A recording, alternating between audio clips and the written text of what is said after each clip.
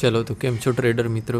તો આશા છે કે તમારું જે જૂનનો મન છે એ સારો એવો જતો હશે. તો જેવું કે તમને ખબર જ છે કે છેલ્લા કેટલાક વીકથી આપણે ટ્રેડ લીધા નથી. તો જે આ વીક હતું એમાં આપણો જીબીપી જેપીવાયમાં એક ટ્રેડ લીધો. તો આજે આપણે એના પાછળનું ટ્રેડ પ્લાન છે એ જોવાના. જે આપણી જે પ્રાઇઝ એક્શન છે કેવા પ્રકારની છે, તો જો અહીંયા તમે જોઈ શકો છો કે આ આપણો હાયર હાઈ, હાયર લો, હાયર હાઈ, હાયર લો, હાયર હાઈ. અહીંયા માર્કેટે શું કર્યું છે? તો માર્કેટે જે રિસેન્ટ હાયર લો છે એને બ્રેક કરીને નીચેની ડિરેક્શનમાં આપણને એક મોમેન્ટમ સાથે બ્રેક આપી છે. તો એના પરથી આપણે શું સમજી શકીએ કે મે બી હવે માર્કેટ નીચેની ડિરેક્શનમાં મૂવ કરશે. મેં મારા જે પ્રીવિયસ વિડીયો છે એમાં કીધું છે કે માર્કેટ ક્યારે પણ પોતાની ડિરેક્શન ચેન્જ કરવાનું હોય તો ડિરેક્ટલી નહીં ચેન્જ કરશે, પણ શું કરશે કે માર્કેટમાં જે રિસેન્ટ હાઈ અને લો બનાવતા છે એના પાસેની જે લિક્વિડિટી છે એ ગ્રેબ કરશે. ફોર એક્ઝામ્પલ, આ મારો રિસેન્ટ હાઈ છે તો આના ઉપરની લિક્વિડિટી લેશે, આ ટાઈપનું સ્ટ્રક્ચર બનાવશે અને અહીંયા આપણું આ પહેલું જે ફેક બ્રેકઅપ સ્ટ્રક્ચર, જેને સ્ટ્રક્ચર શિફ્ટ પણ આપણે કહીએ છીએ, તો આ આપણું ફેક સ્ટ્રક્ચર શિફ્ટ છે. માર્કેટે શું કર્યું? અહીંયા ગયું એટલે માર્કેટમાં જે રિટેલ ટ્રેડર છે એ લોકો આ ભાગમાંથી એન્ટર થાય અને એ લોકોના સ્ટોપ લોસ હન્ટ થાય અને પછી નીચેની ડિરેક્શનમાં આપણને એન્ટ્રી થાય. આપણું એકચ્યુઅલમાં જે સ્ટ્રક્ચર શિફ્ટ છે એ છે. પછી માર્કેટ અને 50% ઉપર આવે અને પછી નીચેની ડિરેક્શનમાં આપણને મૂવ આપે.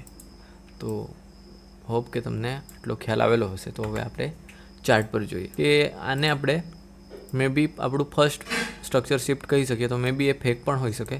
તો માર્કેટ અહીંયાથી શું કરતું છે કે જેવું કે તમને ખબર છે કે માર્કેટ અહીંથી રેન્જ કરતું છે. અહીંયા આપણને જે પ્રાઇઝ એક્શન છે એ કન્સોલિડેશન ફેઝમાં જોવા મળતી છે. તો આપણો હાઈ છે એન્ડ ધીસ ઇઝ અવર લો. તો માર્કેટ આ બે રેન્જની વચ્ચે મૂવ કરતું છે. મે બી માર્કેટમાં લિક્વિડિટી આ ભાગમાં છે અને નીચેની લિક્વિડિટી આ ભાગમાં છે. માર્કેટમાં હાઈ અને લો પાસે લિક્વિડિટી હોય છે. જે આપણા આ સ્વિંગ હાઈ છે અને લો છે એની લિક્વિડિટી આ બે ભાગમાં છે. હાઈ છે એન્ડ આ આપણો લો છે. માર્કેટ આ બે હાઈ અને લોની વચ્ચે ટ્રેડ કરતું છે. તો અત્યારે most of the time trade લેવું એ લો પ્રોબેબલ છે. માર્કેટમાં તમારા લોસ થવાના ચાન્સીસ વધારે છે. પણ આપણે એવું એઝ્યુમ કરીએ કે માર્કેટમાં જે આ બે મેગ્નેટ છે કે જ્યાં માર્કેટ ટ્રેડર્સને લઈ જતું છે, તો એ બે પોઈન્ટ આ છે. માર્કેટે શું કર્યું છે કે અહીંયા આપણે ઇન્ટરનલ સ્ટ્રક્ચરને મેપ કરીએ તો આપણું સ્ટ્રક્ચર શિફ્ટ છે અને માર્કેટે શું કર્યું છે કે અહીંયાથી આ ભાગમાં જે લિક્વિડિટી હતી એ ગ્રેબ કરી છે. હવે માર્કેટ આ હાઈની બાજુ મૂવ કરતું છે. સો આપણે જો ધારીએ જો આપણે ટ્રેડ લેવા હોય તો અહીંયા આપણે બાયના ટ્રેડ લઈ શકીએ. ક્યારે? જ્યારે 4 આવરની ટાઈમ ફ્રેમમાં આપણને વેલિડ સેટઅપ મળે ત્યારે. તો આગળ વાત કરીએ તો હવે આપણે આ પ્રાઇઝ એક્શનને કાઢી નાખીએ અને થોડું ડિટેલમાં એનાલિસિસ કરીએ. તો હવે પહેલાં તો જે આપણું ઇન્ટરનલ સ્ટ્રક્ચર શિફ્ટ છે એને આપણે માર્ક કરી દઈએ. આપણું સ્ટ્રક્ચર શિફ્ટ છે. માર્કેટે પછી શું કર્યું છે, જે આપણો સ્વિંગ લો આ છે અને અહીંયા આપણો આ સ્વિંગ હાઈ છે. તો હવે આપણે આને મેપ, તો માર્કેટે શું કર્યું છે કે પહેલાં તો આ ભાગમાં લિક્વિડિટી બનાવી અને ઓલ્સો માર્કેટ શું કરતું છે કે જો તમે જોઈ શકતા હોય તો આ ભાગમાં પણ માર્કેટ લિક્વિડિટી જનરેટ કરતું છે. આને થોડી વાર આપણે હટાવી દઈએ. આ ભાગમાં પણ માર્કેટ લિક્વિડિટી જનરેટ કરતું છે. સો આ આપણો ટાર્ગેટ આવવાના ચાન્સીસ સૌથી વધારે છે અને મે બી આ પણ આવી શકે. આ બે ભાગમાં લિક્વિડિટી રહેલી છે. માર્કેટે શું કર્યું, પહેલાં આ ભાગમાંની લિક્વિડિટી ગ્રેબ કરી લીધી. હવે માર્કેટ શું કરશે? હવે માર્કેટ ઉપરના ડાયરેક્શનમાં જે લિક્વિડિટી છે એ ગ્રેબ કરશે. એટલે જ્યારે માર્કેટે અહીંયાથી શું કર્યું, જે આપણું અહીંયા જે સપ્લાય ઝોન છે એમાંથી રિએક્ટ કર્યું અને પછી ઉપરની ડિરેક્શનમાં આપણને આવી રીતે ટ્રેડ આપ્યા. તો જે આ વીકમાં ટ્રેડ લીધેલો એ વસ્તુ આપણે હવે જોવાના છે. ઉપરની ડિરેક્શનમાં આપણને ટ્રેડ જે લોંગનો ટ્રેડ હતો એ આપણે જોવાના છે.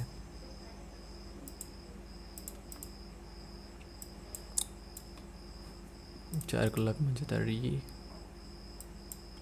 સો એઝ યુ કેન સી કે માર્કેટે શું કર્યું છે, જે આપણું સપ્લાય ઝોન છે એમાં આવીને આપણને ઉપરની ડિરેક્શનમાં જે ટ્રેડ આપ્યો છે એ વસ્તુ આપણે જોવાના છે.